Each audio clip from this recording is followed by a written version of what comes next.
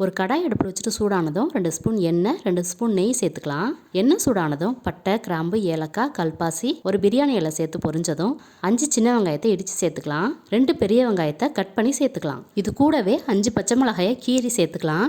வெங்காயம் நல்லா வதங்கினதும் ஒரு கைப்பிடி அளவு புதினா, கொத்தமல்லி, 2 ஸ்பூன் இஞ்சி பூண்டு பேஸ்ட்டு சேர்த்துட்டு நல்லா வதக்கிக்கலாம். 1 கப் கொண்டக்கடலையை 8 மணி நேரம் ஊற வச்சு வேக வச்சு வச்சுருக்கேன், அதையும் சேர்த்துக்கலாம். 2 பழுத்த தக்காளி, 1/4 கப் தயிர் சேர்த்துட்டு தேவையான அளவு உப்பும் சேர்த்துட்டு ஒரு தடவை கலந்து கொடுத்துக்கலாம்.